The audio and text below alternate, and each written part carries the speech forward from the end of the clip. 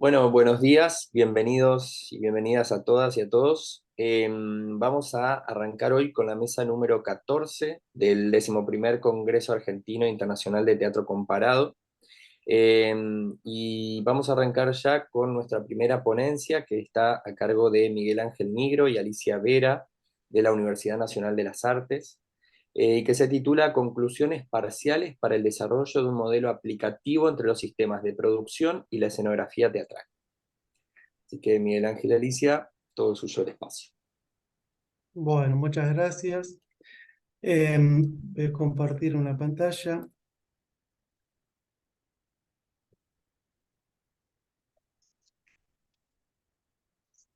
Bueno, en principio os damos las gracias junto con Alicia por esta posibilidad de difundir nuestra ponencia titulada Conclusiones parciales para el desarrollo de un modelo aplicativo entre los sistemas de producción y la escenografía teatral. Esta es una etapa de un proyecto de investigación radicado en el Instituto de Investigación del Departamento de Artes Visuales de la UNA, la Universidad Nacional de las Artes, que dirigimos junto a Alicia y coordinamos un equipo integrado por docentes, auxiliares y estudiantes de la institución. Específicamente, el marco en donde se gestó y se desarrolla este proyecto o esta serie de proyectos es en la licenciatura de escenografía y específicamente en el taller proyectual de escenografía teatral de 1 a 5, de la cual Alicia es la profesora titular y yo soy adjunto en esta asignatura. Bueno, en principio queremos destacar que esta es una tercera instancia de todo un proceso investigativo que iniciamos en el 2015 y nuestro primer proyecto se tituló La escenografía teatral y los sistemas de producción. En realidad nos abocamos a estudiar la problemática eh, que se establece, o mejor dicho, la relación por momentos conflictiva que se establece entre la escenografía teatral, entendida como la creación de estructuras espaciales representativas con un significado compuesto por elementos tanto dramáticos, plásticos, técnicos y materiales. Y el otro eje que relacionamos fue la producción, también entendida de manera genérica como el conjunto de estrategias y elementos humanos, financieros, técnicos, contextuales, históricos, que permiten llevar a cabo un producto cultural, en este caso una obra teatral, y conectarla con sus destinatarios. En realidad nosotros también, ya sea por nuestra actividad docente y nuestra actividad y experiencia profesional en el campo de la escenografía teatral, siempre descubrimos esto como una problemática poco tratada, en general en la bibliografía inclusive de la disciplina. Y en un segundo proyecto titulado Los sistemas de producción y el proceso creativo de la escenografía en el teatro musical, bueno, específicamente nos abocamos al estudio de la ópera, eh, la comedia musical y el ballet. Este segundo proyecto abarcó en los años 2018-2020. En este tercer proyecto, que ya está concluido y estamos ahora también tratando de iniciar un cuarto proyecto investigativo, lleva por título La eficacia de la relación entre los sistemas de producción y la creación escenográfica teatral.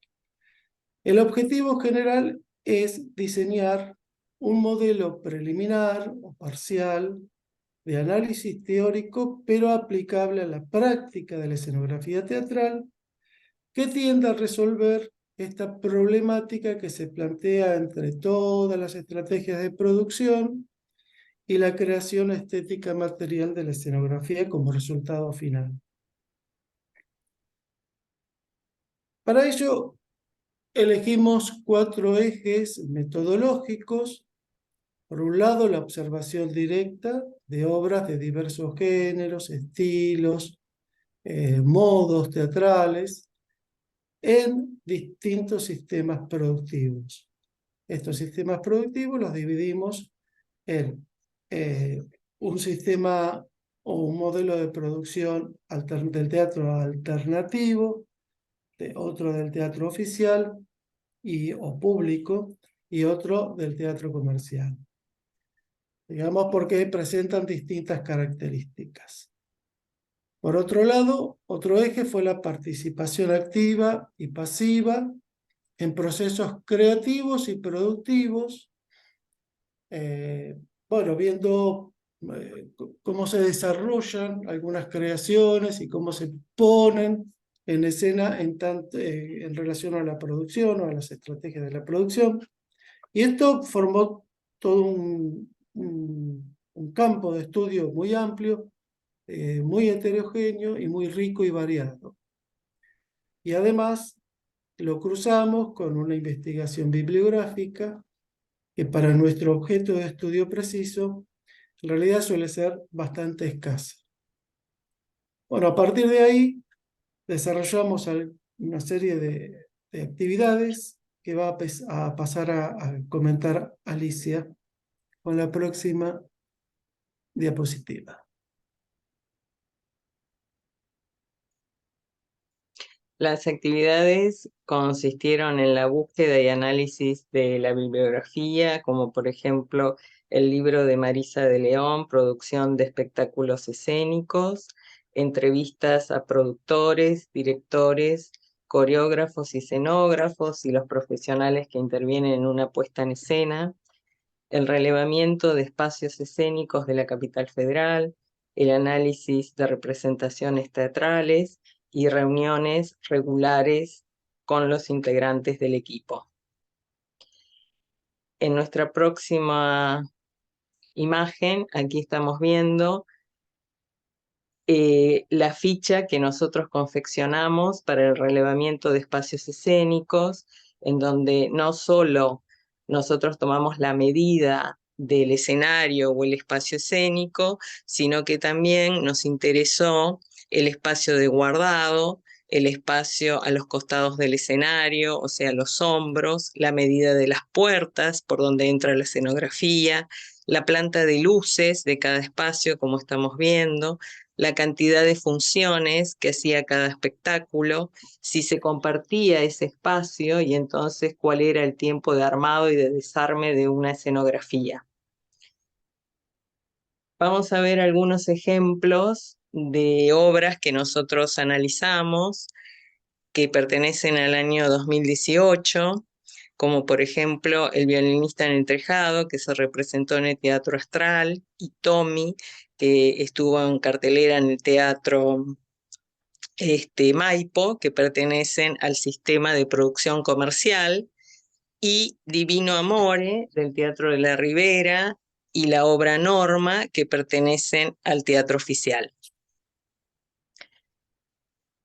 Vamos a ver ahora la ficha que nosotros confeccionamos para el análisis de espectáculos, en donde lo primero que hicimos fue volcar el programa de la ficha técnica del programa de mano, con todos los integrantes y los profesionales que intervinieron en esa puesta, y después analizamos 2 aspectos, los aspectos estéticos y los aspectos de producción, en donde en el aspecto estético hicimos una descripción de la escenografía, de sus aportes, sus fortalezas y debilidades, y en el aspecto productivo también analizamos en forma crítica el aporte, las fortalezas y las debilidades, y completamos la ficha con imágenes referentes al espectáculo.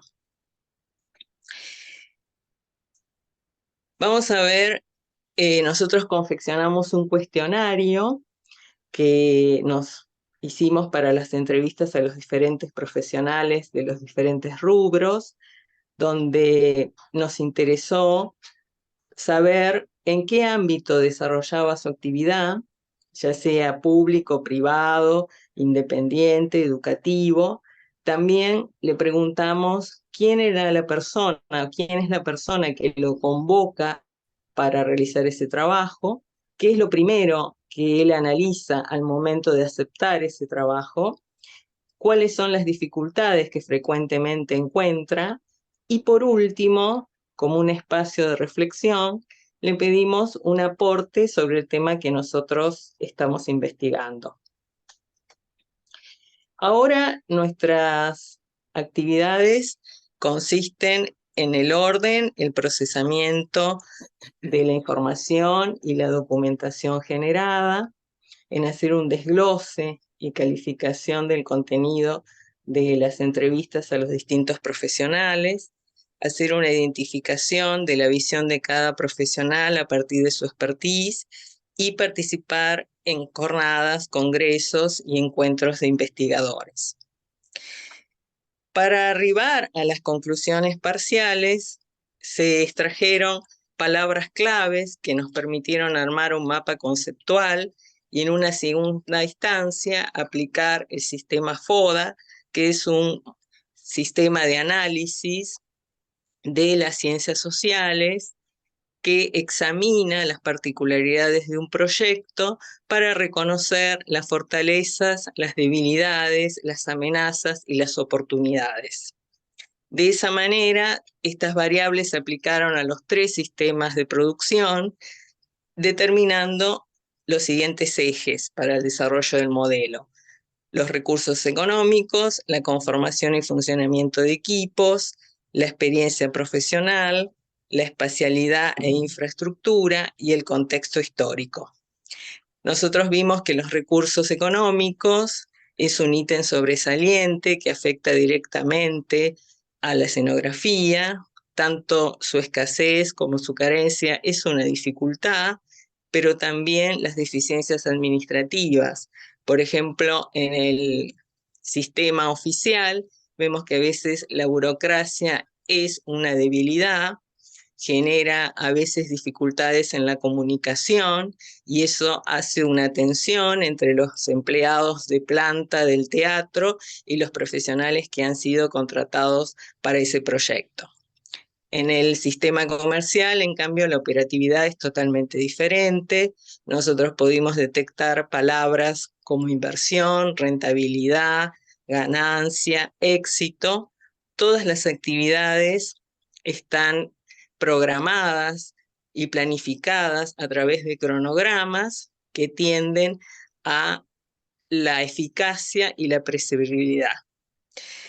También en el sistema alternativo, nosotros vemos que es totalmente diferente, que hay diversos modos y particularidades y niveles de producción y de creación escenográfica. Influye los espacios disponibles, la infraestructura y la espacialidad del teatro, del espacio escénico, también si se comparte la sala, los tiempos de armado y de desarme.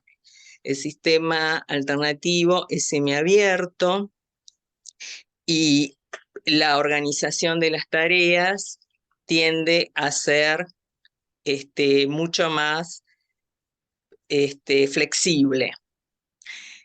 Los profesionales en este caso, digamos, la planificación es tentativa, por lo tanto, la comunicación es fundamental entre todos los integrantes del proyecto. También deben estar abiertos, tanto grupal como individualmente, a los nuevos descubrimientos que se van haciendo a lo largo del proceso y también hacia el aporte que cada uno de ellos hace. Vemos también que hay soluciones innovadoras, como la utilización de material de desecho, de reciclaje, etcétera, que enriquecen la estética escenográfica, si bien no es una constante. El eje transversal a los tres sistemas de producción son las circunstancias del presente y no poder anticiparse a los acontecimientos. Ello, por supuesto, perjudica en mayor o en menor grado el resultado deseado, y el sistema comercial está más preparado que el sistema alternativo, aunque, por ejemplo, en la pandemia, en el tiempo de confinamiento, anuló toda estrategia preventiva. Estos entonces son las conclusiones parciales de nuestro proyecto.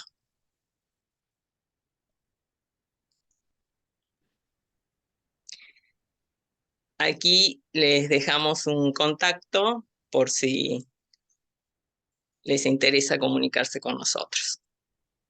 Buenísimo, muchísimas gracias.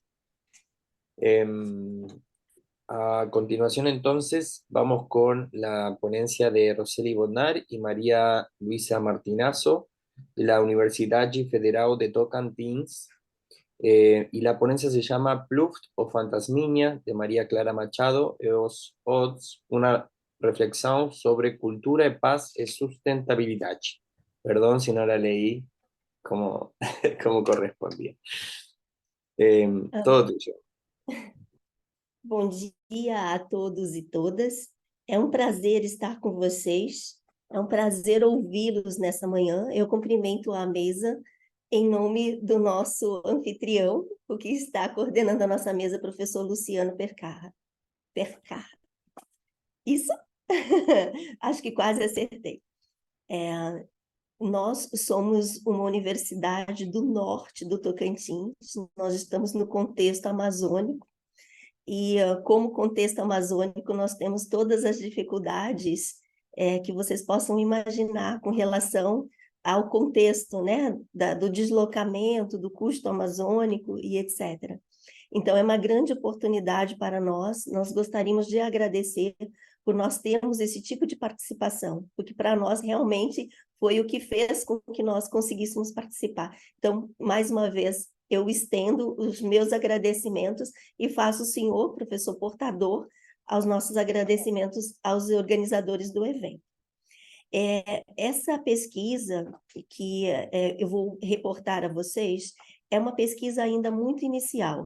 É uma pesquisa de iniciação científica que eu oriento a aluna com relação a uma peça de teatro, para nós, muito interessante, chamada Pluft o Fantasminha, de uma grande dramaturga brasileira chamada Maria Clara Machado.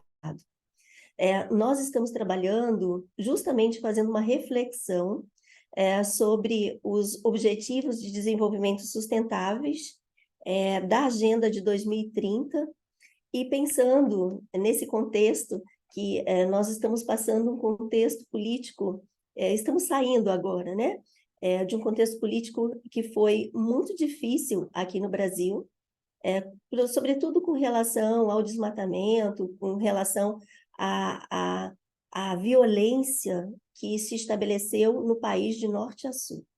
Então, diante desse cenário que nós tínhamos, né, nos últimos 4 anos, no cenário político, nós estamos trabalhando o Pluft o Fantasminha, da Maria Clara Machado, fazendo uma reflexão justamente sobre a cultura de paz e a sustentabilidade, que são os objetivos da Agenda de 2030.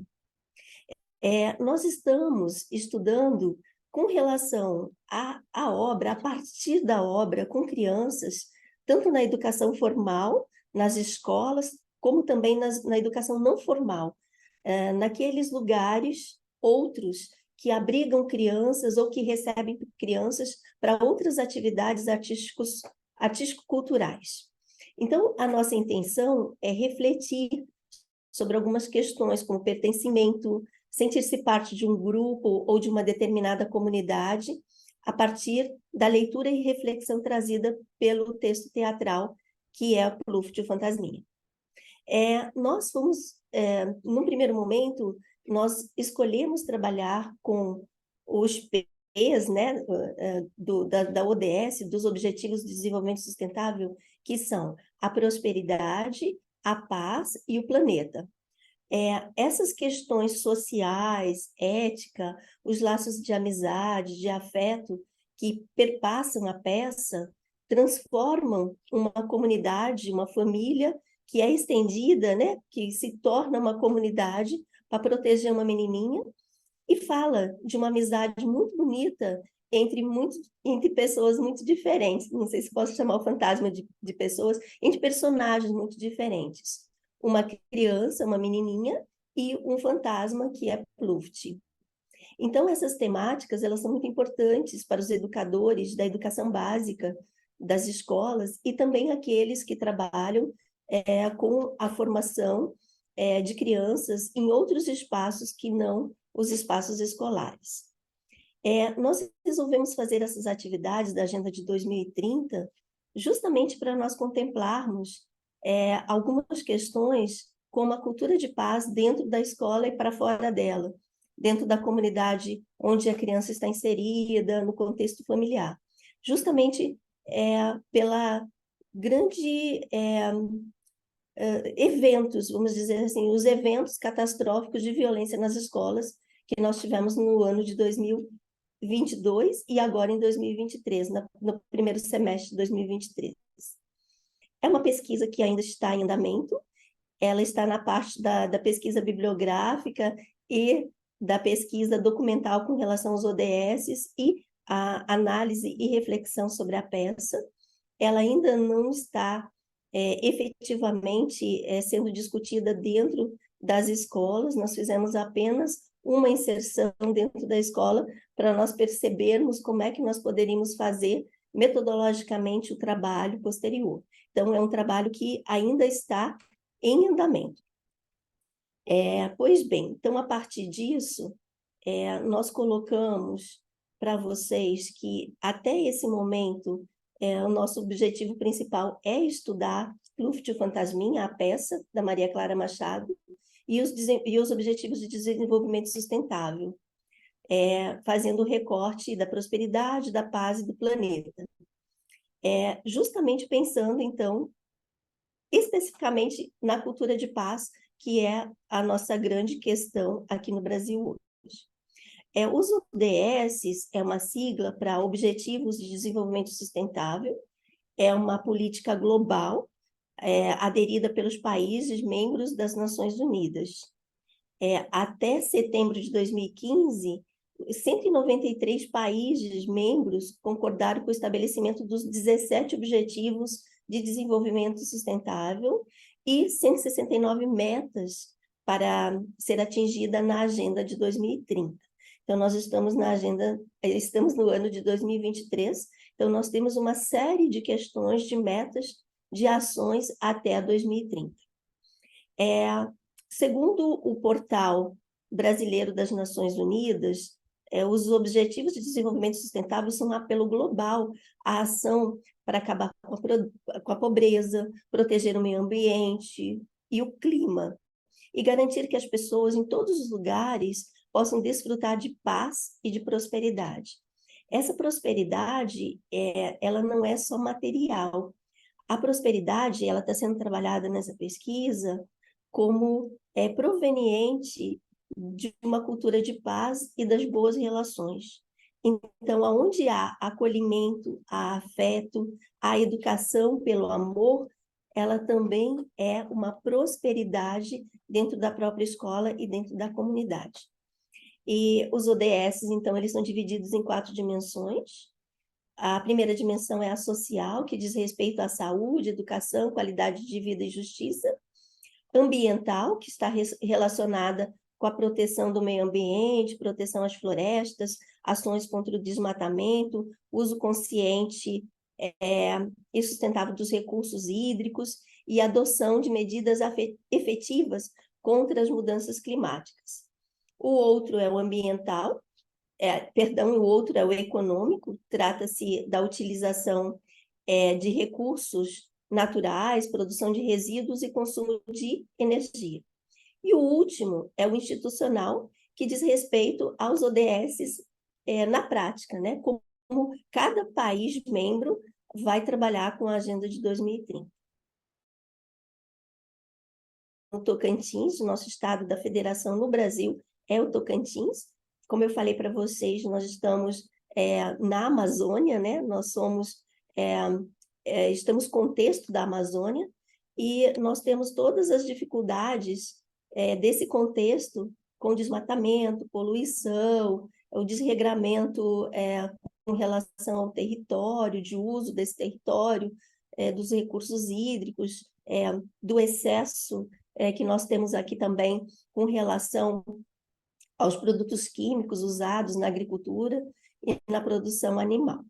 Então, essa agenda de 2030, elas são muito interessantes para serem trabalhados aqui, sobretudo com um público mais voltado para as crianças, para a escola e para a educação não formal, porque nós entendemos que as crianças serão a nossa nova geração. Então, se nós tornarmos essas crianças conscientes, nós teremos aí uma nova geração para a agenda de 2030, de 2040, 2050, e assim sucessivamente. Com relação a Maria Clara Machado, a Maria Clara Machado, ela produziu o Pluft, o Fantasminha, a peça teatral, em 1955, ou seja, na segunda metade do século passado, do século XX ainda. E como eu já falei rapidamente, a obra, ela retrata um fantasminha chamado Pluft, e esse fantasminha, ele tem muito medo de gente, é o contraditório, não é as pessoas que têm medo do fantasma, é o fantasma que tem medo de gente, e ele tem todas as inseguranças que uma criança, nessa idade, ela tende a ter, né, com relação à questão da sua identidade, à questão de pertencimento de grupo, de extrapolar aquele ambiente em qual ele se sente seguro, né? Então, ele se colocar diante de outros espaços e outras pessoas que ele poderia aumentar, assim, o seu círculo de amizade.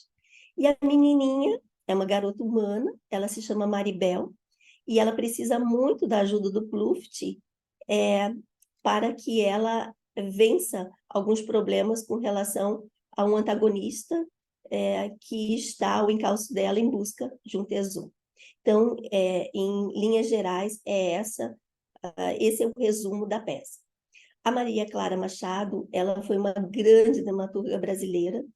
Ela nasceu em 1921, num estado mineiro, né, na cidade de Belo Horizonte, e ela é considerada muito importante tanto dentro do contexto da dramaturgia como da literatura brasileira nacional. Ela foi muito jovem para o Rio de Janeiro. Dentro do Rio de Janeiro, ela ofertou um curso, ela tinha um espaço chamado um curso de formação chamado Tablado.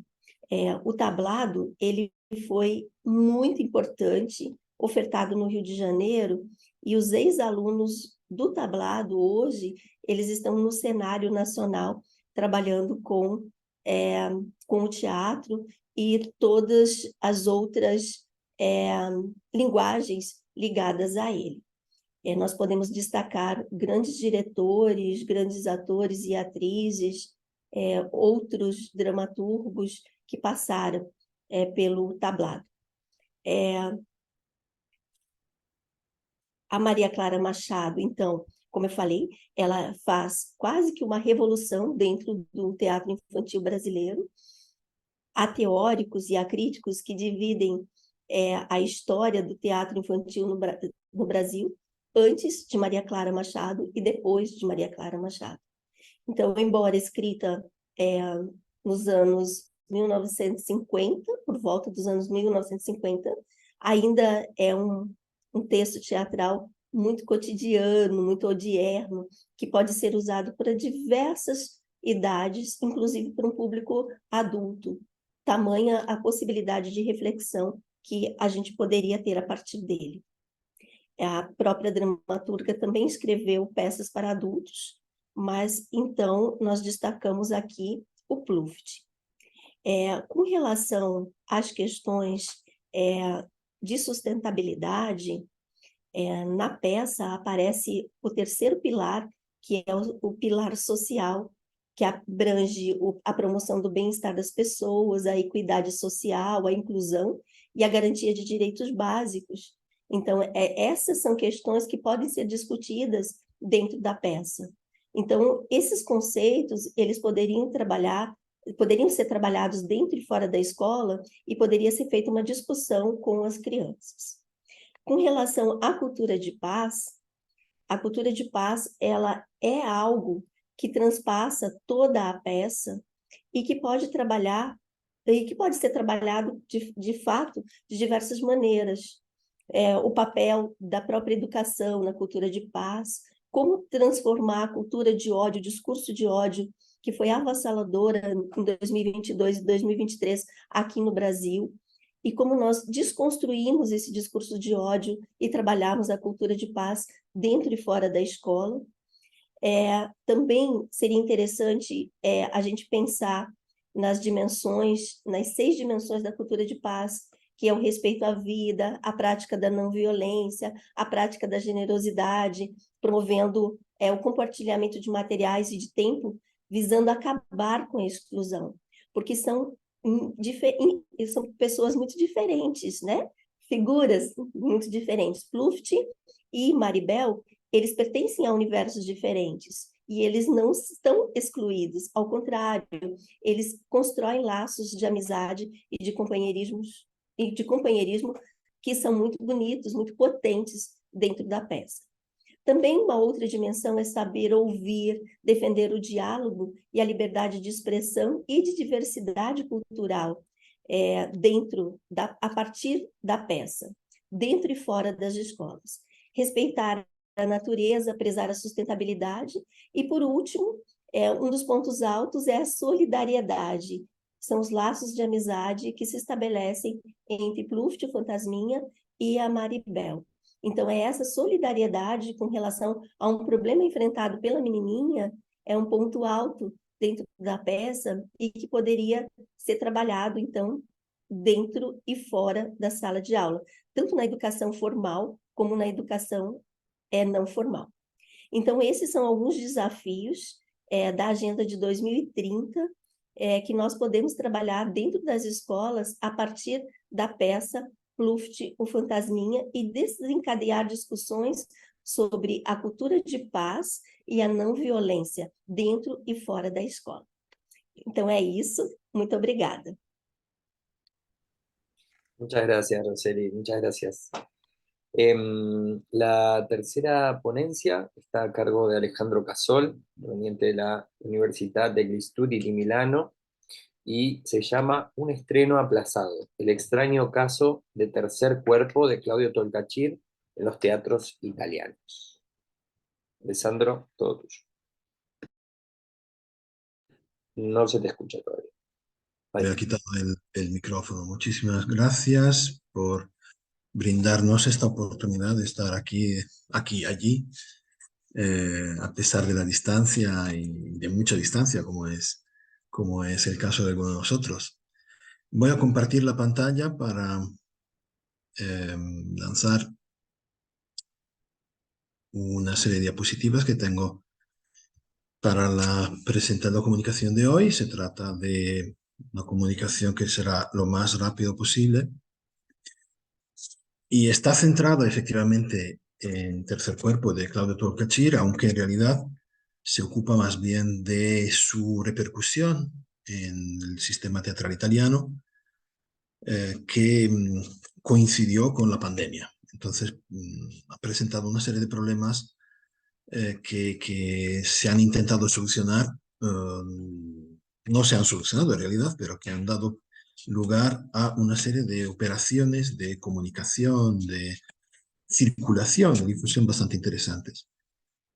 Está claro que al hablar de la dramaturgia de Claudio Tolcachir, lo que sorprende, lo que la caracteriza, es esa continua y prepotente imbricación que hay entre el arte de representar las inquietudes de los seres humanos de nuestros días y esas mismas inquietudes que inútilmente intentamos etiquetar como fantasmas que se convierten en carne y hueso en el escenario.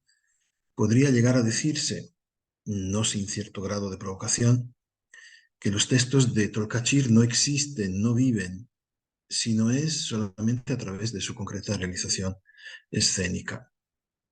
Es verdad que lo dicho se puede aplicar a un número ingente de piezas teatrales, eh, a un número ingente de piezas teatrales, y pero en el caso de un auténtico hombre de teatro, de teatrista como es Tolkachir, es justamente la dimensión del espectáculo la que da sustancia e infunde vida a textos que de por sí quizá podrían parecer incapaces de hacer resonar cuerdas tan arraigadas en la cotidiana sensibilidad de nuestras vidas. En cambio, es justamente allí donde reside lo que hace pocos años Claudia Ventura, en 2018, dio en llamar la dramaturgia incómoda, hablando de Tolkachir. Esa peculiar encrucijada entre absurdo, ironía, sarcasmo, humor negro, que aunan sus fuerzas y producen esa peculiar alternancia de risa y conmoción, tan bien conocida por los espectadores asiduos de Tolkachir y elemento tan decisivo en el buen teatro de todos los tiempos. En la trayectoria artística de Tolkachir, que por muy joven que sea todavía, empieza a cobrar ya cierta extensión, ocupa un lugar destacado Tercer Cuerpo, un texto que se remonta a 2008, cuando fue estrenado en el espacio mítico de Timber 4, al que siento mucho no haber podido acudir nunca en persona todavía. Desde entonces, la pieza no ha dejado de ser repuesta con continuidad, ha llegado a convertirse en una presencia fija en la cartelera de Buenos Aires, sin olvidar un larguísimo listado de festivales en los que se ha presentado en América, en Europa, giras, montajes en español, en varios idiomas, traducciones, premios y un largo etcétera. Se trata, como todo el mundo sabe, de la confluencia de 5 personajes que al comienzo parecen protagonizar 2 líneas diegéticas totalmente independientes, la pareja Sofía Manuel por un lado y el trío de oficinistas Sandra, Héctor, Moni por el otro, que sin embargo terminarán convergiendo, estas 2 líneas, terminarán convergiendo en el espacio de la oficina, que es el tercer cuerpo del título, y es justamente allí donde estallarán los conflictos subyacentes, las relaciones cruzadas, las palabras dichas o gritadas a veces, y sobre todo lo no dicho, lo oculto, lo fantasmático, lo que pertenece a la otra vida, casi diríamos a una second life, a la vida paralela que cada uno de los personajes lleva, cada uno con su intento absurdo, no por casualidad incido en el subtítulo de la obra, de llevar adelante una existencia claramente insatisfactoria. Pasando rapidísimamente a los personajes, vemos a la pareja Sofía Manuel, que están desde el comienzo, son los primeros que aparecen en una constante situación de tensión sentimental y emotiva. Hablan muchas veces a gritos, sobre todo él, sobre todo Manuel, y como descubriremos a lo largo de la pieza, como se descubre a lo largo de la pieza, la relación amorosa no es biunívoca, y lo vemos muy bien en la cita que aparece ahí, que cierra la primera secuencia del intercambio entre los dos, ¿no? Las certezas de Sofía y las dudas de Manuel. Otro personaje es Sandra, una mujer que se caracteriza por la soledad. Es una de las oficinistas, pero tiene muy poco trabajo, un trabajo no bien determinado, que no se entiende muy bien de qué se está ocupando, de qué se ocupa toda la oficina, y sobre todo manifiesta un fuerte deseo de maternidad frustrada. Es una especie de yerma del siglo XXI que no logra tener hijos, le gustaría mucho tenerlos, hasta el punto de ir al consultorio y confesar al médico y pedir al médico que si él puede, de alguna manera, dejarla embarazada. Lo importante es que nadie sepa lo que está pasando, ¿no? Por favor, no se lo cuente a nadie. Héctor, una persona de 51 años, dice el texto, que ha vivido siempre en casa de su madre, la madre acaba de morir y esto lo deja solo y en una crisis, que es una crisis de existencial, una crisis que se refleja en el puesto de trabajo, pero también en su búsqueda de relaciones sentimentales o sexuales.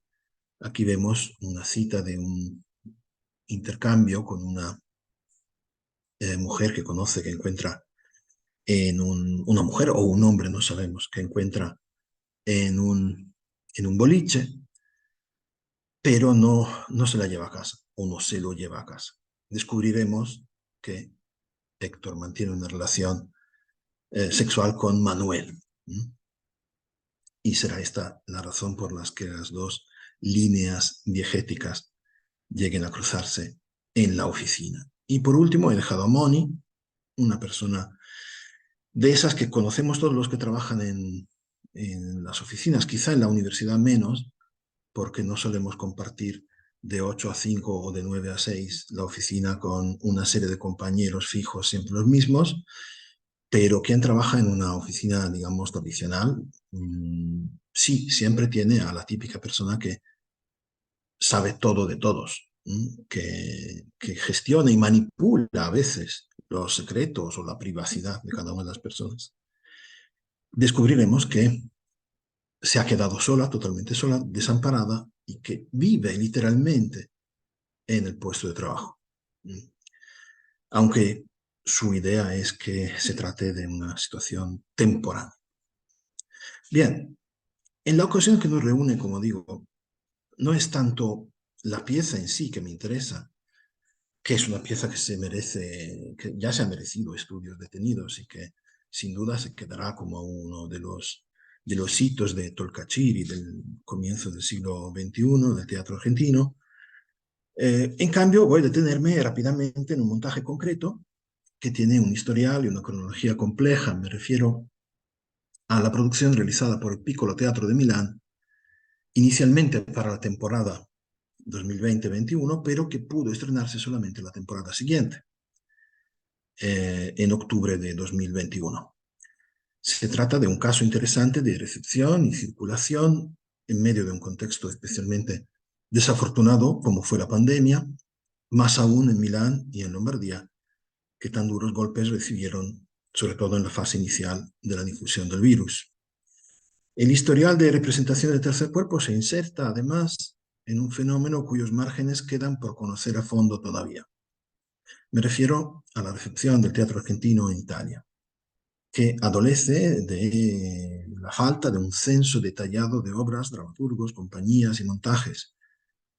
Un intento de lanzar un proyecto de estudio de todo esto será presentado por Lorenzo Donati en una conferencia que podrán escuchar en este mismo canal de YouTube más tarde.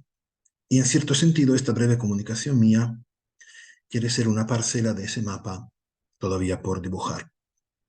Por cierto, es mucho más fácil encontrar listas muy detalladas de futbolistas argentinos que han venido a equipos italianos, y sin duda son muchísimos más los futbolistas que las piezas de teatro argentino que han venido a Italia. Sin embargo, listas de futbolistas hay por todas partes, mientras que un censo exacto de lo que ha llegado al teatro argentino queda todavía por hacer, por realizar.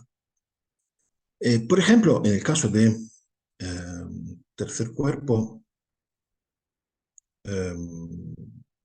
bueno, aquí había dejado unas cuantas rápidas observaciones en torno a la escenografía y a otras características de la obra que podemos dar por conocidas. El hecho de que la obra se desarrolla en una serie de espacios simultáneos, prácticamente sin ningún tipo de cambio de luz ni de escenografía, y claramente, como el propio Tolcachir dice y pone en el texto, además, estos muebles casi construyen una especie de laberinto, ¿no? De laberinto donde se encuentran atrapados los personajes. Como decía, Tercer Cuerpo tuvo una rápida aparición en Nápoles en 2012, en el mes de junio, en el ámbito de un festival en el que también se representaron El viento en un violín y La omisión de la familia Coleman. El viento en un violín fue el estreno italiano de la obra, mientras que La omisión de la familia Coleman ya se había podido ver unos meses antes en Milán.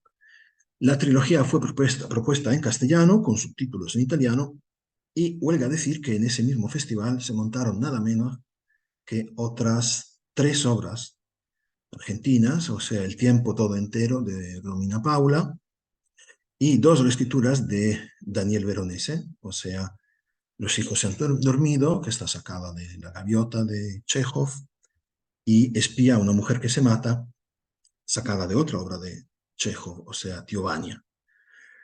A raíz de la gira de Timbre 4 en Italia se realizó la que hasta la fecha es la única traducción italiana de Tolkachir, titulada Una trilogía del living, por una pequeñísima editorial de Spoleto, siempre en 2012, en la que se reunieron los textos de La omisión, de Tercer Cuerpo y El viento en un violín. Siguen años en que Tolkachir, y por supuesto también otros autores como Sprecherborn, suben algunas veces a los escenarios italianos, incluso en Milán, e incluso en el Piccolo Teatro, que es el teatro que tiene la mayor vocación internacional, ¿no? de nuestro panorama desde su fundación posterior al desastre de la Segunda Guerra Mundial. Por ejemplo, se vieron Emilia en 2015 y Próximo, que en cambio fue estrenado en otro teatro milanés, el Teatro Parenti, en noviembre de 2019. Bien, un año después, en diciembre de 2020, le hubiera tenido que tocar a Tercer Cuerpo. Tolkachir, aquí lo vemos con mascarilla, estuvo varias semanas en Milán, trabajando intensamente con el elenco que representaría la pieza en italiano, porque la idea fue volcar el texto al italiano. La traducción se usó la que se había realizado en 2012, pero la idea era proponer al público la representación en italiano con un elenco de actores italianos. Circuló, por supuesto, la cartelera del montaje, que es esta, muy, muy oscura, lóbrega, fría. Una cartelera que circuló a pesar de una situación que ya era muy difícil, por supuesto, muy caótica. No había certezas en torno a la posibilidad de actuar, o a lo mejor se pensó que se podría actuar con aforo reducido y espectadores oportunamente distanciados.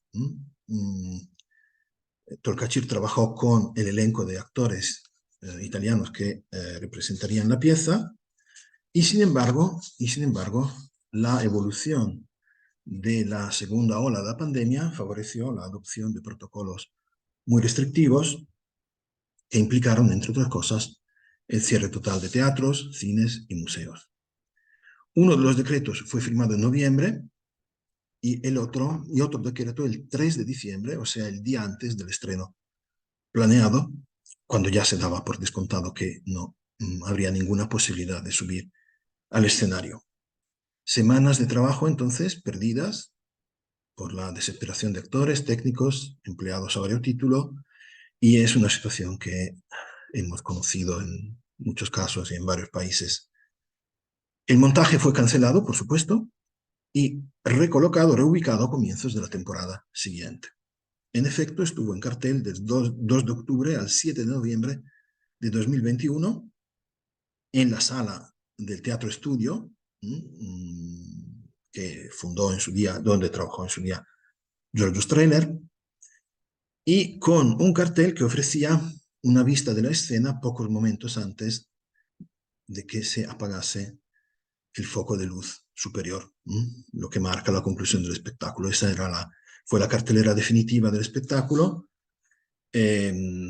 como podéis apreciar, muy similar a la escenografía del montaje original de Timbre 4, y este es el momento del apagón con los actores que dirigen la mirada a la luz parpadeante, pocos instantes antes de que se apague y termine la obra.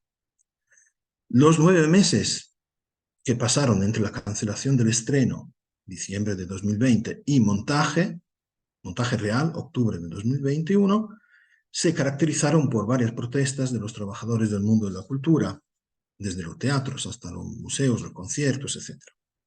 Muy célebre fue una manifestación en la Piazza del Duomo con 500 cajones de los que se usan para conciertos, para el teatro, etc., lóbregamente parecidos a féretros, manifestación que se realizó por primera vez ya en octubre de 2020 y luego se exportó, por así decirlo, a otras ciudades.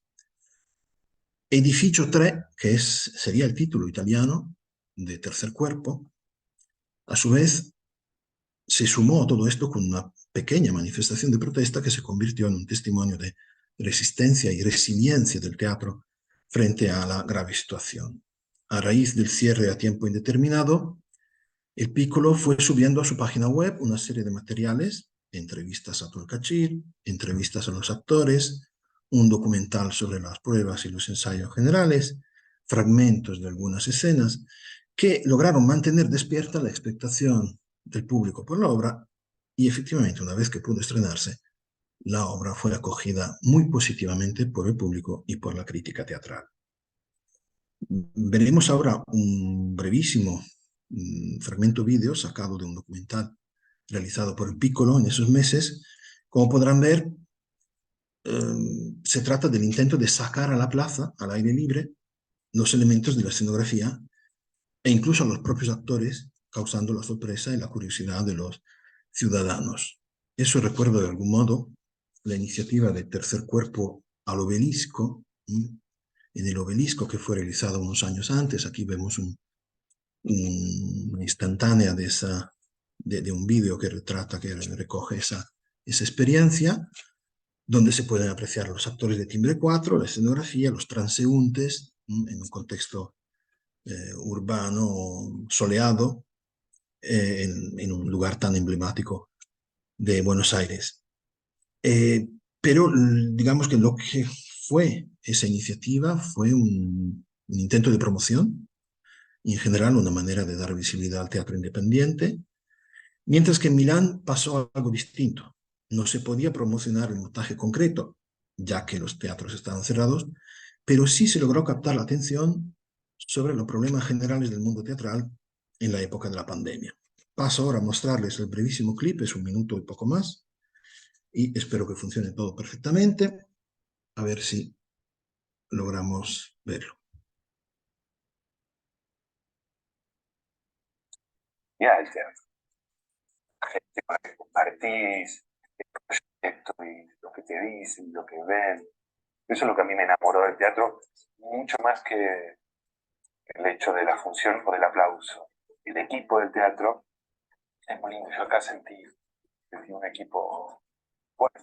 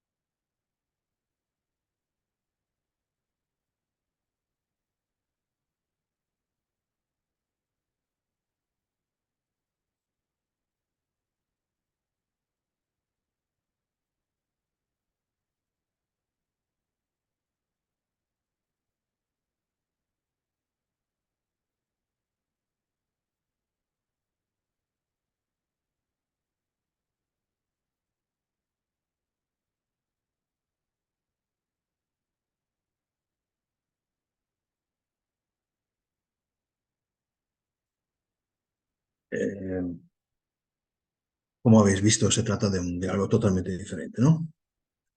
Con esa silla vacía frente al escenario, la silla vacía que representa tanto al director como al espectador. Y hay que decir que el espectáculo tuvo suerte, mucha suerte.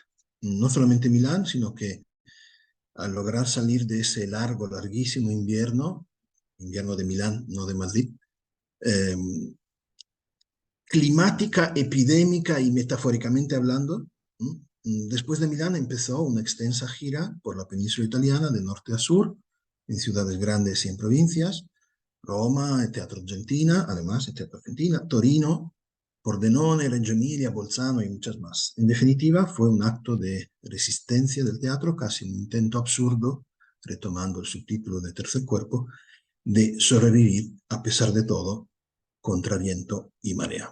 Muchas gracias. Muchas gracias, Alessandro. Y quería recordar que justo anoche tuvimos la conferencia de Lucas Margarit y Mauricio Tosi en Timbre 4. Y además, bueno, como parte del Congreso también se pudo ver la omisión de la familia Coleman en Timbre 4. Así que quería comentarlo. Bueno, Daniela, ¿estás por ahí?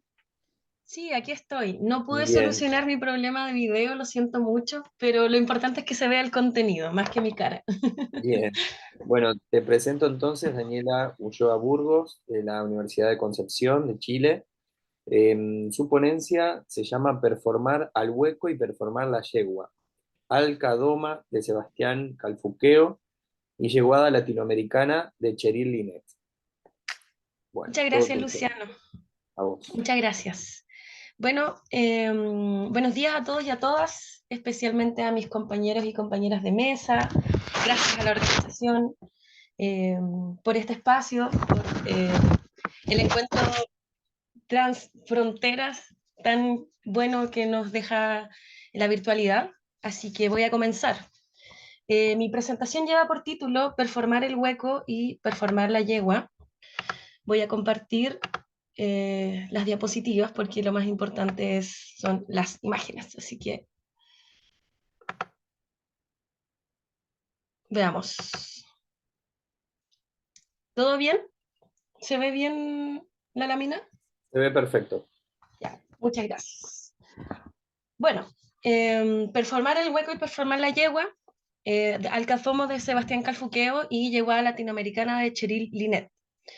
A lo largo de mi presentación voy a analizar estas dos performances contemporáneas como manifestaciones culturales que se construyen en el cruce de discursos populares, como lo son el hueco y la yegua, palabras de uso popular, en el cruce con discursos monumentales, partes de la formación identitaria del Estado-Nación chileno.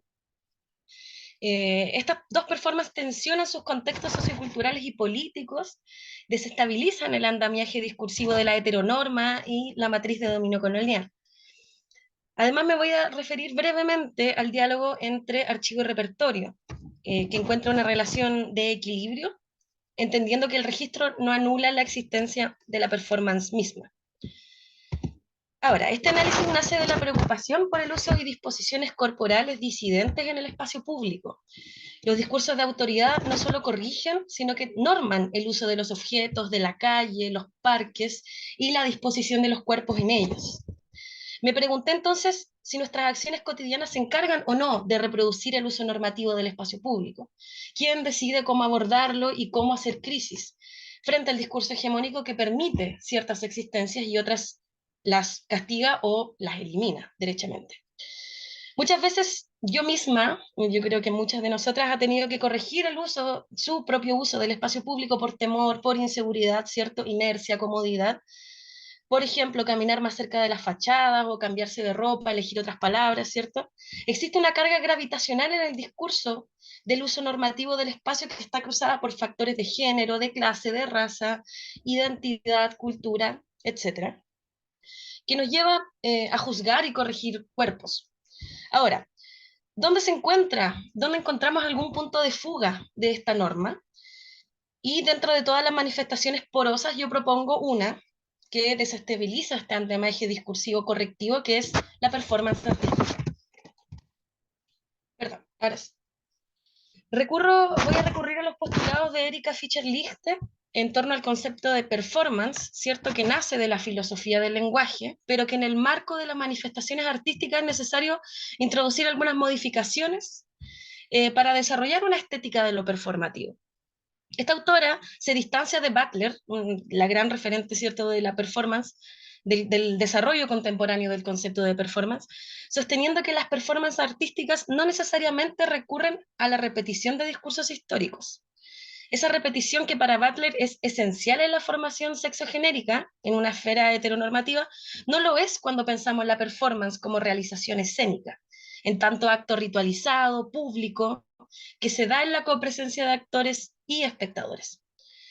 Ahora bien, para Butler, y anteriormente para Austin, ¿cierto? La acción es el eje central de lo performativo. La performance artística encuentra su diferenciación en tanto no es una representación mimética o expresiva de algo previo, sino una creación genuina. Tanto la realización escénica misma como su materialidad específica se producen únicamente en el proceso de ejecución de las acciones. Ahora bien, para el análisis de estos dos trabajos que voy a continuación a describir individualmente, he utilizado material de archivo, un soporte material. En el caso de Calfuqueo, fotogramas de la video performance, y en el caso de Cheryl Lynette, fotografías. Diana Taylor entiende que archivo es este soporte material, ¿cierto? Que nos separa tempoespacialmente de la fuente efímera, que es la performance misma. Ahora, propongo que estas dos performances, Alcazomo y Yeguada Latinoamericana, se apropien de estas discursividades correctivas de carga peyorativa que son el hueco y la yegua, devolviendo al espacio público estos discursos transformados en nuevas identidades que ponen en crisis las figuras heteronormativas de hombre y mujer. En el caso de Calfuqueo, se desestabiliza la idea de virilidad expresada en la escenificación del más fuerte, aludiendo a la figura de Caupolicán. Vamos a ver a continuación algunas imágenes. Al travestirse con el uso de tacones y ahuecar el tronco que carga sobre sus hombros, que es este recurso semiótico que connota lo varonil en la historia de la Araucana de Alonso Ercilla, épica nacional chilena, construcción de identidades imaginarias también. Por otro lado, Lynette pone simultáneamente en entredicho la traslación normativa, ¿cierto?, de mujer sumisa al crear estas bestias lúbricas, esta manada de yeguas que van a la calle. La misma autora crea este concepto de bestia lúbrica y descentra la idea biologicista que relaciona lo femenino con senos, con vulva, al fabricar esta prótesis de cola plug anal.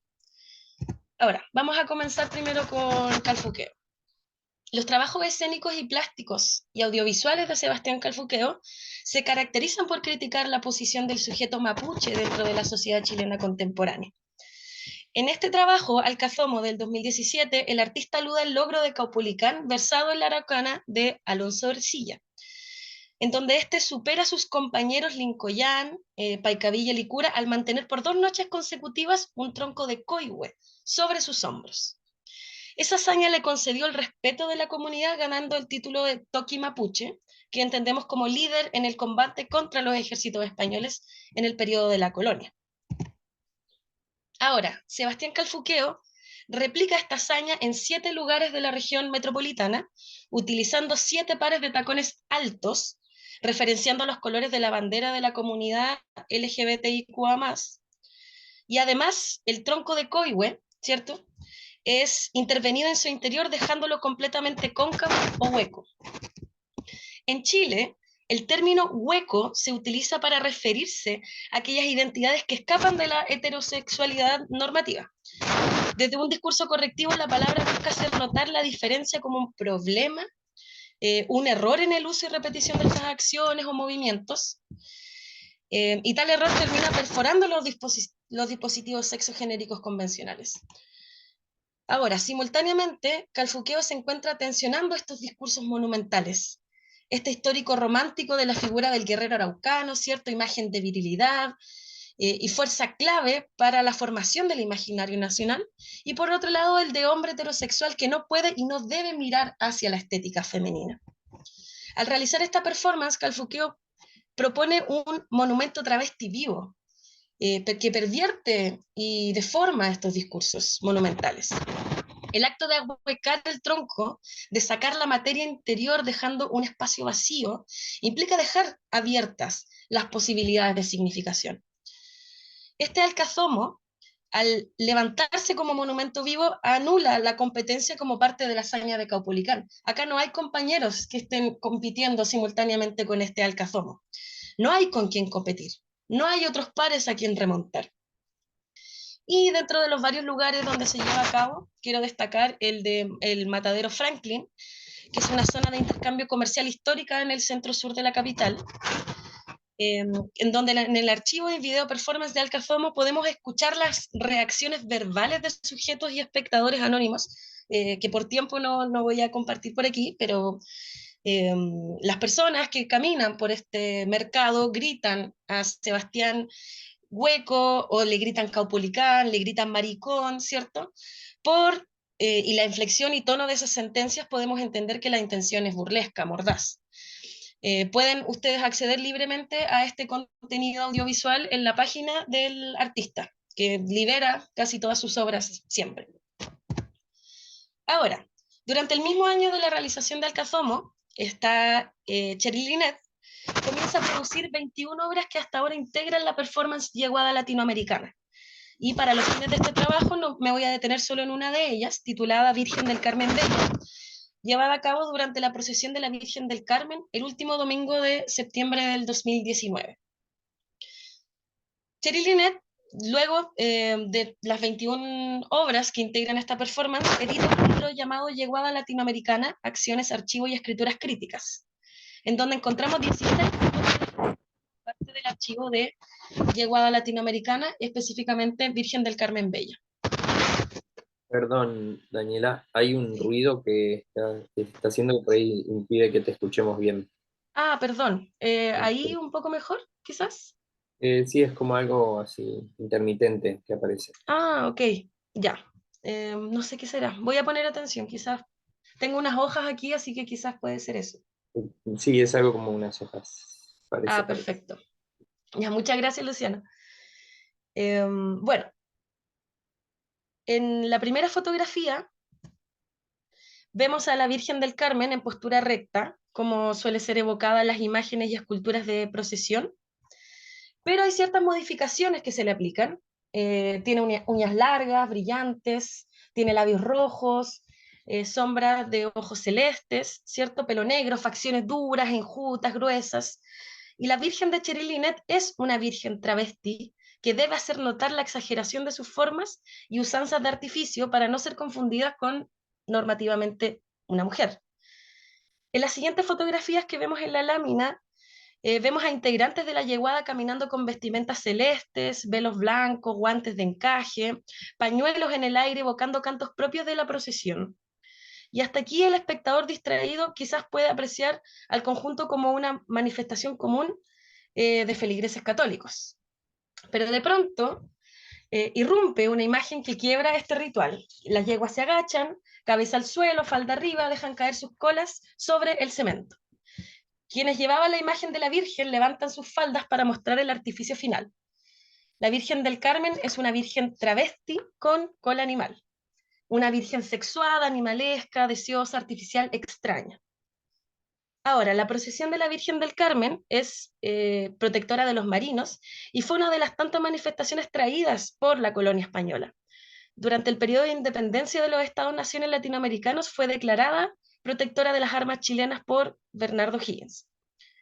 Tenemos al menos dos discursos en tensión. El primero de ellos, de raigambre colonial, ¿cierto? El uso de la religión como dispositivo de control que revela la imposición de un universo epistémico que anuló las cosmovisiones autóctonas.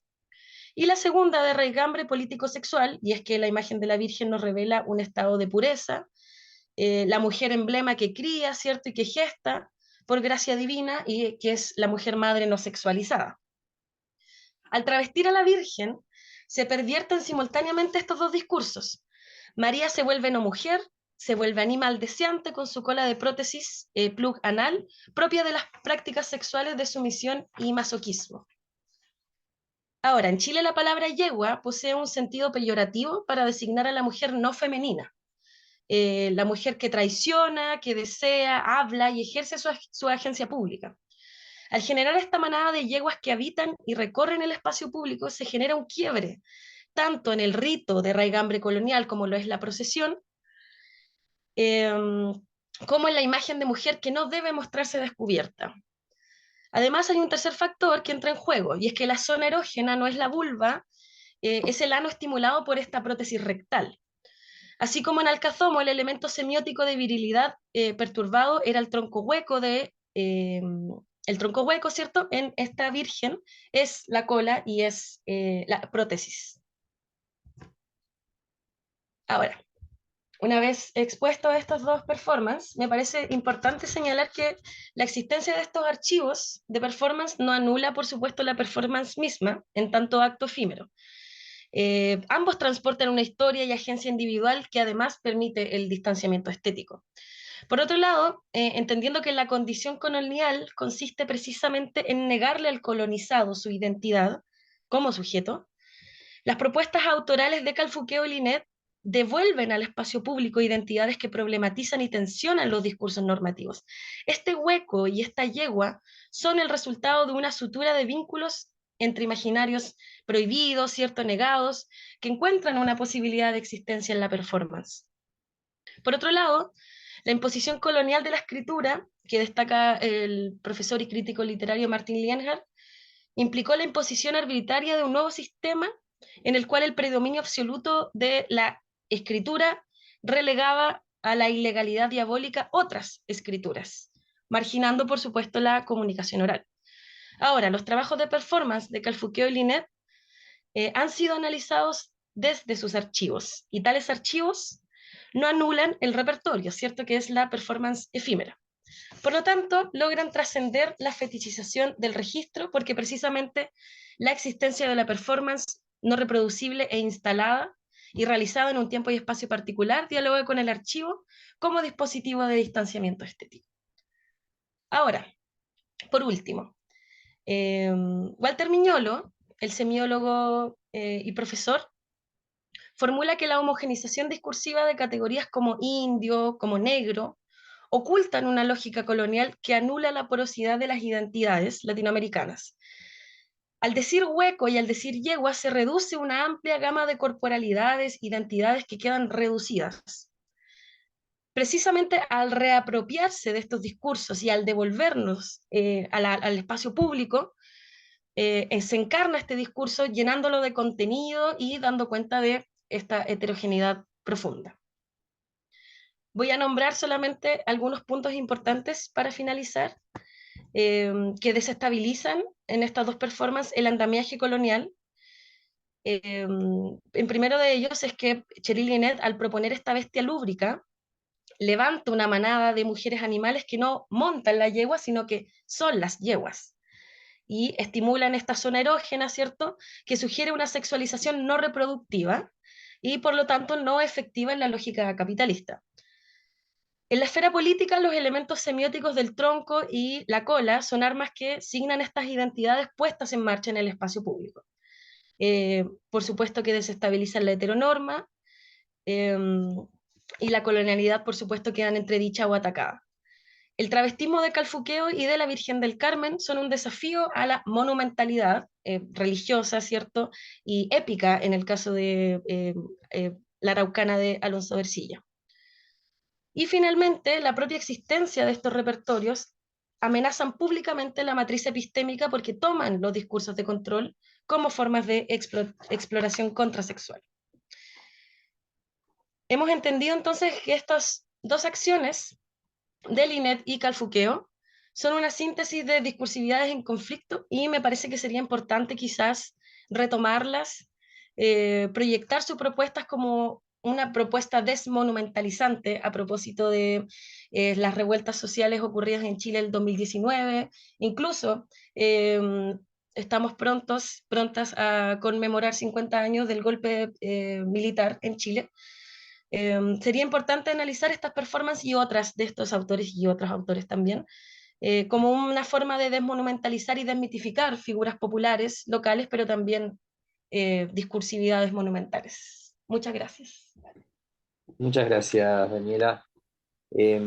Bueno, a continuación vamos a escucharlo a Jorge Rueda de la Universidad de Santiago de Chile, con su ponencia No feminidad en la protagonista de La mujer hombre de 1875 del chileno Román Vial.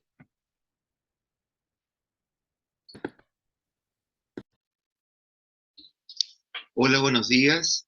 En primer lugar, quiero agradecer a las organizadoras y organizadores del 11º Congreso Argentino e Internacional de Teatro Comparado, ¿m? Por aceptar mi participación en este importante evento académico. Mi nombre es Jorge Rueda, soy académico de la Universidad de Santiago de Chile, y en estos minutos voy a presentar las ideas fundamentales de mi ponencia, titulada No feminidad en la protagonista de La mujer hombre, texto dramático del chileno Román Vial. Román Vial, que es un autor chileno que vivió en la segunda mitad del siglo XIX, publicó y sobre todo estrenó, ¿no?, en 1875 este texto, la puesta en escena La mujer hombre.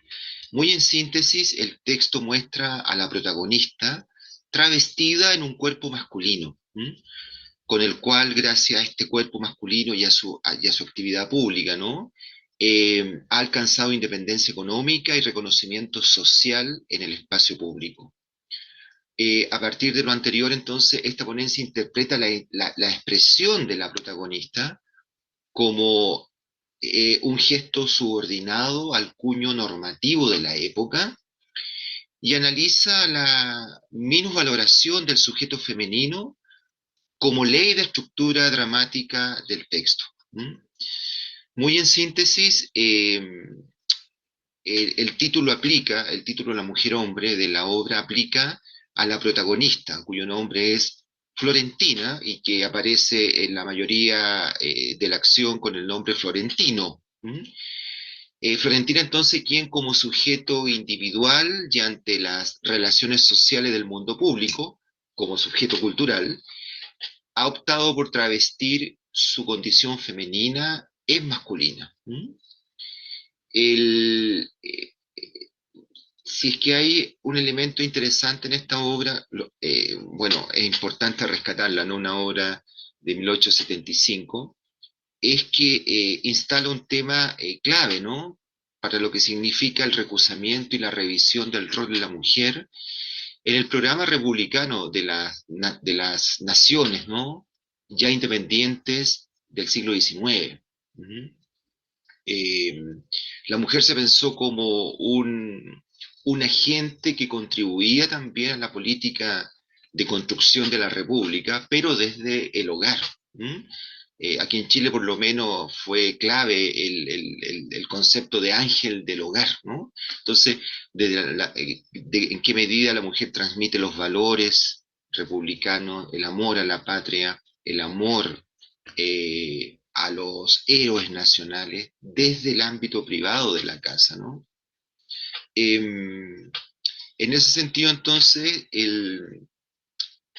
resalta este hecho, ¿no?, de que en la segunda mitad del siglo XIX, este autor, Román Vial, percibió este tema como una alternativa para incorporarlo a la dramaturgia nacional y así también recusar, creo yo, casi un autor pionero en esto, recusar patrones determinantes de comportamientos sociales, ¿no?, y criticar por lo mismo la condición de la mujer al interior de formas dominantes androcéntricas. En ese sentido, lo que desarrolla toda la ponencia, ¿no?, que obviamente no la vamos a comentar en este instante, es de qué manera esto, como estructura básica del texto dramático, se expresa, se manifiesta, ¿no? ¿Qué es, a fin de cuentas, lo que Florentina asume dentro de este rol masculino que decide adoptar para tener un relieve y una participación social de mayor protagonismo, ¿no? Yo lo veo en tres aspectos. Primero, en lo que significa cómo Florentina asume la imagen del varón padre como figura de orden. Esa es una primera idea de fuerza. La protagonista o el protagonista asume la imagen del varón padre en cuanto figura del orden moral, valórico, etc. Una segunda dimensión es la negación de los procesos de construcción de la subjetividad de los personajes femeninos.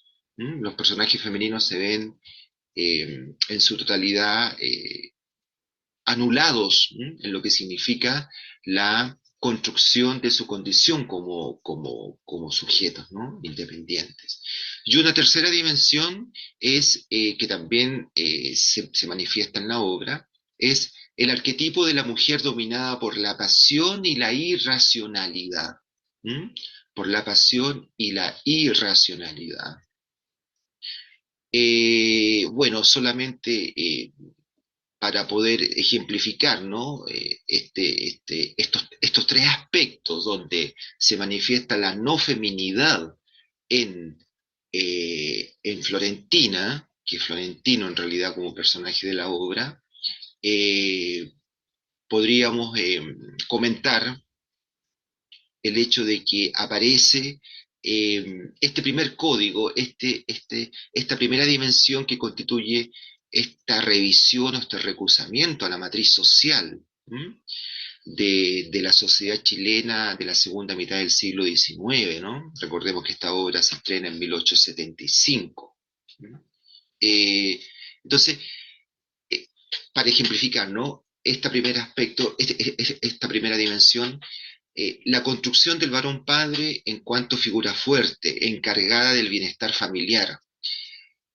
Florentina vive con su hermana, son dos mujeres de la mediana burguesía, está ambientada en Valparaíso, el principal puerto chileno, ¿cierto? Y es Florentina quien, a fin de cuentas, mantiene a su hermana con un empleo público, digamos, ¿no? Entonces, la protagonista se empeña permanentemente en evidenciar esta función, sobre todo ante su hermana en primera instancia, ante Luisa, ¿no? Aún, incluso, cito textual, dice, hemos tenido que trabajar tanto, vengo rendido. Ella asume incluso en el mismo lenguaje, ¿no? Esta condición masculina. Y complementa, cito textual, ¿cuánto no halaga mi vanidad? ¿Cuánto no halaga mi vanidad? Esto de poder decir, vivo de mi trabajo, soy un hombre útil, sobre todo soy libre. Está iniciando el texto, esa expresión de Florentina, ¿no? Entonces, la imagen del varón proveedor, el cual se legitima Florentino, ante su hermana, y fragiliza al mismo tiempo a su hermana. La fragiliza en el espacio del hogar, donde ella o donde él ejerce una superioridad moral, intelectual y aún física, ¿no? Donde reafirma su poder y control a través su poder y control ante la situación familiar, ¿no? A través de la simbología de este rol masculino que a fin de cuentas es casi Florentina, el padre de su hermana, ¿no? Sería importante reconocer también que esta institucionalización de la figura del varón padre o cabeza de familia que asume Florentina, la reviste de las virtudes cívicas y económicas necesarias para reeditar y disputar con autoridad, en el espacio cerrado del hogar, los principios sociales dominantes. Lo dice Florentina, textual, lo especifica, cito, ¿no? La ley y la sociedad son injustas para la mujer. Para ella, toda la responsabilidad y toda la resignación. Para el hombre, toda la libertad y todo el derecho. En mí tienes un ejemplo. Yo, mujer, ¿qué sería de mí? ¿Qué sería de las dos? No nos falta nada. ¿Mm? Acorde con Heidi Hartman, la exclusión de la mujer en determinados recursos productivos, aquí se ve de manera muy evidente, ¿no? La exclusión de la mujer en determinados recursos productivos mantiene el control del hombre sobre ella. ¿Mm? En tal marco de idea, el acceso y el control de la dinámica económica condiciona en Occidente de la modernidad, en Occidente moderno, la identidad construida, la identidad de importancia económica pública, construida alrededor del sujeto masculino en realidad. ¿Mm? Eh, bueno, es apenas un esbozo, ¿no?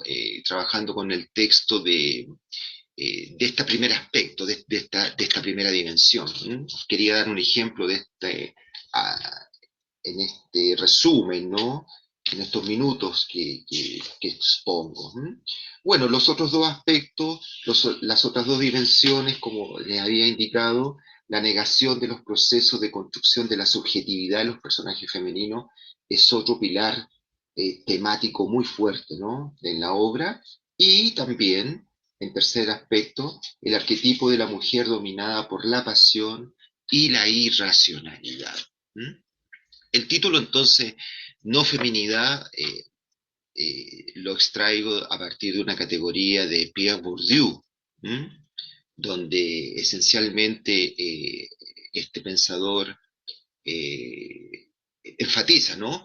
Que lo femenino, y se centra básicamente en el cuerpo, el cuerpo femenino opuesto al cuerpo masculino, es es un cuerpo, el de la mujer, interiorizado bajo maneras de estar, que es lo que también se observa en la protagonista de esta obra, ¿no?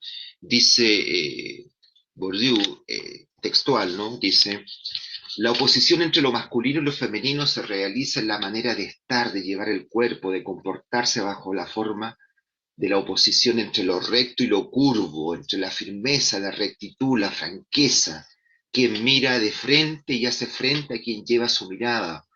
¿Mm? Y del otro lado la discreción, la reserva, la docilidad. ¿Mm? Entonces, la dominación masculina se refuerza entonces a partir de la división entre lo masculino y lo femenino. El cuerpo masculino, siempre en oposición al cuerpo femenino, se convierte en el espacio del orden dominador. El lugar, dice Bourdieu, el lugar de la no feminidad. ¿Mm? De ahí extraigo esta categoría central, ¿no? Que yo observo en este texto de 1875. Si hay un aspecto comparativo, ¿cierto? Ya que el Congreso alude, ¿no? A los estudios comparados, es la importancia que tiene esta obra, comparativamente hablando, con el desarrollo que el arte en general, ¿cierto? Y en particular el teatro en los últimos años ha establecido respecto a la posición de la mujer, ¿no? La reivindicación, el rol de la mujer, ¿no? Entonces, es evidente que el autor Román Vial, con esto finalizo, hizo de Florentino o Florentina un personaje simbólico, al asumir para el mundo externo la no feminidad en su cuerpo. Y esto nace como proyección del personaje para convertirlo en un hombre otro, sometiendo su subjetividad, lo que yo desarrollo como segunda gran categoría, sometiendo su propia subjetividad a cambio de un lugar en la participación pública. ¿Mm? Tal determinación no es sino una sujeción voluntaria con efecto de desubjetivación y extrañamiento, un propio extrañamiento que Florentina realiza de sí misma como mujer en beneficio y en tributo, ¿no?, del cuño cultural dominante. Por este hecho, pienso, cierro con esto, alcanza durante casi toda la obra un cuerpo de iguales entre el espacio público que está dominado por por los hombres. Lo que posibilita en el fondo que se incorpore al menos así intermitentemente este personaje femenino travestido, se incorpore al ámbito práctico, simbólico, cultural de la república pública, digamos, de la res pública, y refuerce con su actuar la matriz normativa, ¿no? La matriz normativa que somete a la mujer a una posición evidentemente dominada. Bien, pues muchísimas gracias. Bueno, muchas gracias, Jorge, muchas gracias a todos y a todas. La idea un poco, ahora, la idea de la mesa un poco cuando terminan las exposiciones individuales, es hacer un intercambio entre nosotros sobre aspectos que quieran recapitular de las ponencias de otros colegas, o sobre preguntas también que quieran hacer a partir de lo que escucharon, o alguna relación que puedan establecer, o lo que tengan ganas de poner en común.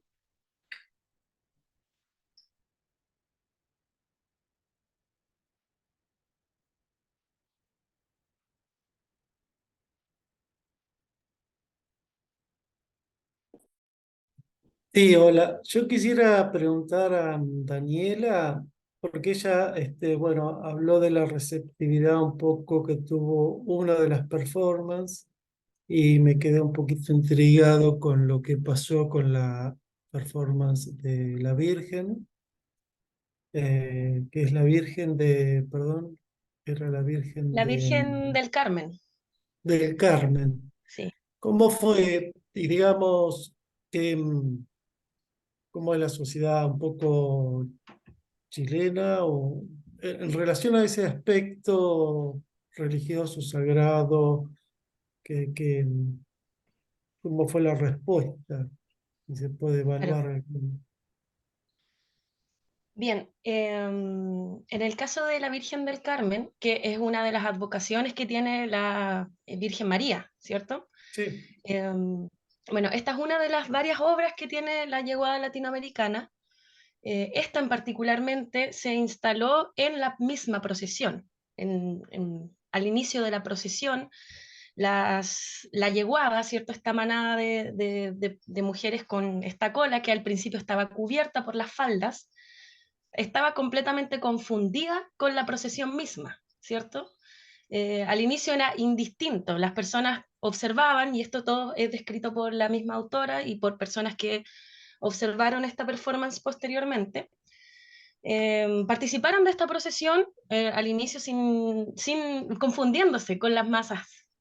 Ahora bien, cuando se inicia este extrañamiento, voy a usar la palabra que usó el compañero en su última exposición, provocó un desorden en el espacio público. La gente comenzó a gritarles cosas, por supuesto, igual que a Calfuqueo, cuando le gritaban hueco, le gritaban maricón, ¿cierto? La gente comenzó a abuchear, a decir que se pongan la ropa, que indecoroso, que fuera de lugar, ¿cierto? Entonces hubo un uso correctivo igual del espacio público, sobre todo en la procesión misma de la Virgen, porque estaba pervirtiéndose, voy a usar esa palabra, este recurso icónico, monumental, que es sumamente importante en el imaginario nacional, ¿cierto? Sobre todo porque es un icono religioso. Entonces, claro, la respuesta fue completamente correctiva por parte de las personas y además el inicio de la yeguada latinoamericana tiene todo que ver con el enfrentamiento con el orden público, con los carabineros, los pacos que les llaman acá en Chile. Entonces, siempre tienen esta cuota de enfrentamiento con el orden público de los carabineros. Estas chicas son casi siempre arrestadas al final de sus performances, de sus instalaciones. Se las llevan, ahí no adjunté esas imágenes, pero también uno puede buscarlas. Si ustedes buscan Yeguada Latinoamericana, hay muchas de estas imágenes, de estos archivos que están en la plataforma pública digital. y se puede ver cómo son arrestadas, cómo se las llevan, cuando ellas comienzan a intervenir, a extrañar estas figuras monumentales. Entonces, claro, por un lado tenemos al público que observa, que se extraña, que se sorprende, que les gritan cosas, incluso varias de las performers comentan que las personas les gritan, pónganse la ropa porque si no las van a violar, porque ¿cierto? O sea, hay un lenguaje correctivo constantemente en las performances. Y por otro lado, carabineros, quienes automáticamente suprimen esta diferencia en la procesión, llevándose y desarmando esta performance, llevándose detenidas a varias de ellas. Entonces, claro, en el caso de Calfuqueo no hubo no hay una apelación directa hacia la fuerza de orden público, es más bien hacia los transeúntes, quienes notan esta diferencia, quienes se extrañan, y en el caso de la yeguada va mucho más de frente hacia los carabineros, hacia la policía civil, ¿cierto? Entonces, claro, en este segundo caso actúa tanto los paseantes como la fuerza de orden público. Eso. Gracias. Sí. Gracias, Gracias. gracias, Miguel.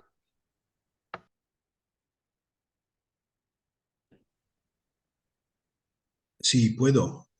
Me parece, siempre me refiero a Daniela y a su intervención, me parece que la gran diferencia, entre las muchas diferencias que hay entre los dos casos que acabas de presentarnos, si he entendido bien, es que en el caso de la yeguada, que ya conocía, interviene también la palabra, mientras que en el caso de Calfuqueo no hay palabra, es decir, que él se queda totalmente mudo, en silencio, y asume esta postura, como decías tú, monumental, ¿no? De imitación de la monumentalidad de la escultura y del imaginario, pero sin utilización de palabra. Pero es un caso que no conocía antes. No reacciona nunca él a lo que le dice la gente, no hay ningún tipo de intercambio, aunque sea irónico. No, en el caso de Sebastián Calfuqueo, él, como tú bien dices, Alessandro, no habla durante su performance. Él solamente se para, se coloca los tacones, sostiene el tronco unos minutos y luego deja el tronco en el suelo y se va. Y en la video performance que uno puede ver en la página del artista aparecen estas 7 locaciones y solamente uno puede escuchar las reacciones de la gente que observa. Entonces, claro, en este caso, incluso el imaginario es reforzado por las personas, porque sin apelar a otro imaginario más que colocarse el tronco en el hombro, ¿cierto? Las Automáticamente. personas, claro, automáticamente las personas reconocen el imaginario enseguida. O sea, el hecho de que le griten Caupolicán es porque en Chile nosotros tenemos este imaginario de la araucana, incluso de la imagen de virilidad del araucano, del toqui mapuche. Lo conocemos gracias a la araucana de Alonso de Ercilla. Hasta el día de hoy insiste ese imaginario en el espacio público, Demuestra lo arraigado que es, ¿no? Claro, claro, está inserto en el imaginario popular. O sea, Sebastián Calfuqueo va a espacios populares a realizar esta performance. Entonces, claro, el reforzamiento discursivo está dado por la gente que lo observa. Sí.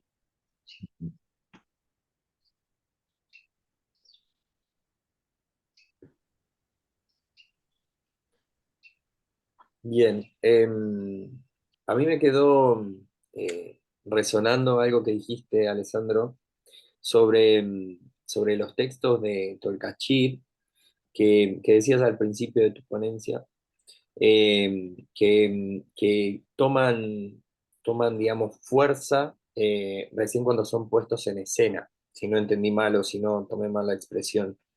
Y me interesó como saber si podías ampliar un poquito esa noción. Eh, bueno, voy a contestar poniéndote un par de ejemplos. Uno que se refiere a tercer cuerpo y otro que se refiere a próximo, que yo vi hace años en Milán. Próximo, por ejemplo, es un texto que juega con la distancia, ¿no? Con los dos amantes que viven lejos y que comunican a través del móvil, de mensajes, de WhatsApp, etcétera, etcétera. Si uno lee el texto se queda, resulta un poco inconsustancial, quiero decir. Un texto de esos que pasan casi desapercibidos, ¿no? Uno se da cuenta de la fuerza que tiene al verlo en el escenario, al ver como la distancia, que físicamente es muy reducida, porque claro, estamos en un escenario de teatro. Pero, por ejemplo, cuando él instruye a los actores para que hablen cada uno mirando a otro lado del escenario, quiero decir, no se miran mientras hablan por teléfono, por ejemplo. Nosotros nos damos cuenta de la distancia que hay, incluso en el día a día, en la comunicación entre nosotros, entre las personas que conocemos, incluso entre los amigos, incluso dentro de la familia. En el caso del tercer cuerpo, por ejemplo, la actuación, digamos, clásica que yo he visto, la actuación de Timbre 4 que he visto en internet, presupone el contacto entre los actores. Los actores se tocan, se abrazan, se besan. Por eso puse esa foto del beso. En el montaje italiano eso no fue posible, por las razones de la pandemia. Entonces, trabajando con los actores, Claudio Tolcachir tuvo que montar una serie de movimientos, una proxémica totalmente distinta, que mantenía el distanciamiento de un metro y medio entre los personajes. Por ejemplo, Sofía y Manuel nunca se abrazan, nunca se besan, y eso refuerza la distancia que hay entre los dos. Y al mismo tiempo insertó una serie de cosillas que en el texto no aparecen, de acuerdo con los actores. Por ejemplo, cuando una de ellas levanta el teléfono para contestar, cuando termina de hablar, lo va limpiando, porque como se hacía en la época de la COVID, ¿no? Lo va limpiando para que luego se pueda usar otra vez. Y esto que en el texto, en la traducción, por supuesto, no está marcado, la traducción es anterior, es de 2012. Son simplemente notas escénicas que introduce él cada vez que trabaja con un equipo determinado de actores.